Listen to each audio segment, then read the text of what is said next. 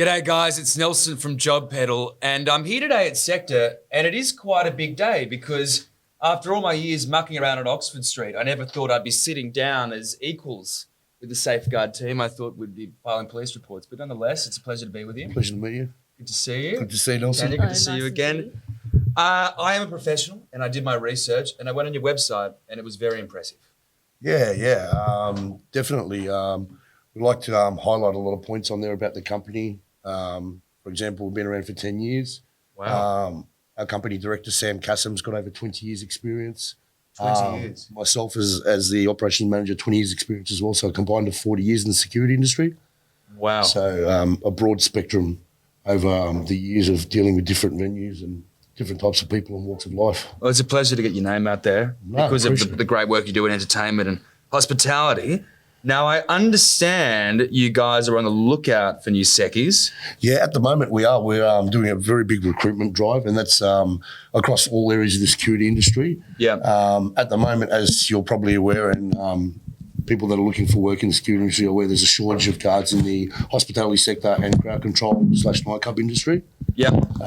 Safeguard's taken the lead by trying to promote to the newcomers into the security industry that the old stereotype of the big burly bloke with the frown upside down and the intimidating stature on the front door, it's no longer. It's gone. No, it's gone. It's finished. That's good riddance. Good riddance. So now it's all about customer service, punctuality, communication, people skills, and it's a challenging industry. It's up for people that enjoy a challenge. Yeah. The demographics of it always changes depending from venue to venue. Yeah. So it's definitely for people that like to be challenged and push themselves. And for those who want to get involved, because it sounds like a pretty sweet deal, what do they do?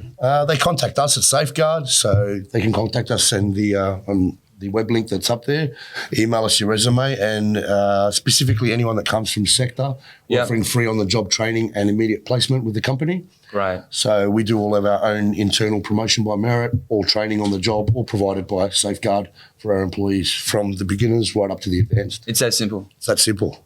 And so would you hire me? Am I someone that you'd consider? 110%. Someone as vibrant and well-spoken as yourself. Yes. I need work. This is fantastic. I think maybe you should come into our office and apply and we can get you started. That's what I needed to hear. Now, back to what we're actually doing today, which is taking questions. Sorry to indulge myself in that. Does anyone have any questions for this fantastic team? Yes, I do. What does a typical Friday and Saturday night shift look like with your company? Okay, so depending on the locations, like I said, we have a broad spectrum of security sites. So static sites could be anywhere from securing perimeters, securing property, gatehouse work. In the hospitality industry, it could be anything from opening a venue for a performance, musical concert, sporting events, ticketed events. We've done a lot of events that are national public holidays, so say Anzac Day parades.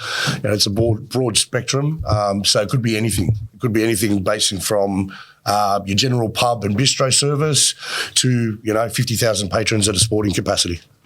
And on that note, how do you, as a company, look after your staff in terms of work-life balance and working hours? Okay, so with Safeguard, luckily, we have a very great director and, not to put tickets on myself, but a very approachable operations manager. So I'm sure Tanya and Huss would agree. Huss is only new with the company. So just a perfect example, Huss came over to us, not from the nightclub industry. The support there, I'm sure he would definitely vouch, was provided. The training is provided. And we also take into account people's personal lives. There's always different shifts available. We can integrate into the person's aspects of having a social life and a family life, as well as being able to make an affordable, sustainable source of income through the employment. Fantastic. And last question from me, what are some of the actions and constraints and challenges when dealing with intoxicated or drug-affected patrons from your business? Okay, so from our perspective, we work closely with New South Wales Police and law enforcement. As you gain experience at different venues, you're able to pretty much gauge it it's based on experience. So, I mean, people that are new to the industry, would be trained up with us, but obviously people that are more advanced, as you work along in the industry and work more shifts and work at different various venues and different horses for courses, so to speak, working alongside New South Wales Police, you develop those skills in identifying intoxicated patrons that may be affected by drugs or any other serious issues. And yeah, the New South Wales Police are a great support for Safeguard. We have a very good relationship with them. And yeah, pretty much it's learn as you go. And I think we've got another person for a question. Yeah, I got a question over here. How often will patrons who is being escorted from the premises turn aggressive and escalate the situation? Well, obviously, I'm sure we're all aware. We've seen sporting events on TV where, a couple of unruly blokes or unsatisfied fans with the outcome of a footy game have consumed a lot of alcohol and or drugs, or have come to an event and they've consumed intoxicants. It pretty much depends on the level of security that they have at the venue and also the professionalism. So I know, speaking from Safeguard's perspective, we always cater to having enough numbers at our events. We have a very good hazard perception awareness training that we run through with all of our guards, risk assessment.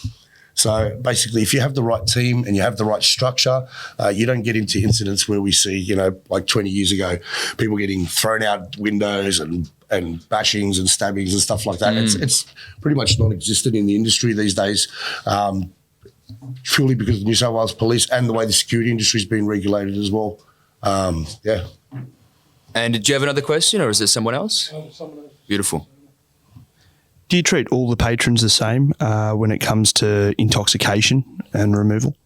Well, I could probably, a generalisation or probably a good metaphor would be a primary school teacher doesn't teach or treat all children the same. So when you're dealing with intoxicated patrons, sometimes they can tend to be like unruly children. Some are just annoying and they just need a firm word and a little bit of presence to be moved on. And then there are also situations, depending on the group and the demographics of the event, where it can turn aggressive. But in saying so, in the 21 years I've been in the industry and our director Sam's been in there, the amounts of violent incidences at licensed venues these days is very minimal compared to, say, 20 years ago. And I think that's because of all of the training that all the security companies have been put through, especially stuff like what Sector's doing with you guys, with running through a lot of role play and stuff like that, and security companies providing on-the-job training and ongoing support for their guards. So it's not like just drop you in the ocean and tell you to swim. And since we've gotten rid of lockout laws, has that changed at all, or has any violence come back, or is it? Well, I think generally speaking, a lot of venues, even though there's no more lockout laws in Sydney, there's new upcoming technology that are being utilised in the security industry. So things like body-worn cameras, a lot of guards you're seeing now wearing it at venues, the use of extra CCTV. Also, training with venues. Venues know their times of when they're going to get an influx of patrons, and they may, set up their own lockout accords. That's not like the official lockout laws that we were currently undergoing with the New South Wales law. Things like patron scan, so as a deterrent to keep unruly patrons out of their venues. So pretty much it's like a couple of strikes, and they're barred from over 150 premises in New South Wales. Right. So the technology's getting up there and getting us on top of everything. Beautiful. And we're going to throw it back to the floor now. Does anyone have another question? Yeah. I have a question for Tanya. What is your role as a security officer, and have you ever felt the job is risky? The job does come with risk itself, but I work with a big team and they're all very reliable. So I'm not too concerned about my safety because I know I will always have the backup of my team members as much as I have their backs as well. So I'm not too concerned about that. Yeah. And what is your role as a female guard? Is it similar to the male guards? It's not much different from what my male guard colleagues are doing. And having a female guard on the site is a good thing as well. That prefer to speak with another female guard just because they're more comfortable, like could be to do with religion or just they feel more comfortable speaking with female. Just one more as well. Do you recommend females to apply as a security officer? Yeah, definitely. Right. And do we have any more questions on the floor? We're all done? Well, thanks very much for coming, everyone, and thanks very much for tuning in. A fantastic company, and it's been a pleasure to be joined by you guys. Pleasure to be joined by you, Nelson. As well. Beautiful. See you guys. Thank you, Nelson. So yes, if you are interested in getting involved with the Safeguard team, send your resume into them via email. You obviously won't regret it. I mean, look, it's like a little band we got going, you know? Yeah, 100%. I reckon we should do that. Little awesome force.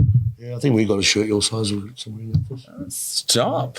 Extra large. Can I get that haircut too? Yeah, 100%. Oh, we're all marching the same man bun, so. Yeah, I've noticed that. Is that like a prerequisite? I meant to ask. Do you have to have a man bun to work for I Safeguard? think for the men, Tanya used to set the precedents, but yeah, we've kind of fallen away from the long Well, locks of hair. we're going straight to the barber, and then we're releasing an album. All right, guys. See you next time. I'm taking shots at the enemy. I'm gonna make it to the top, leave a legacy. If I got something to say.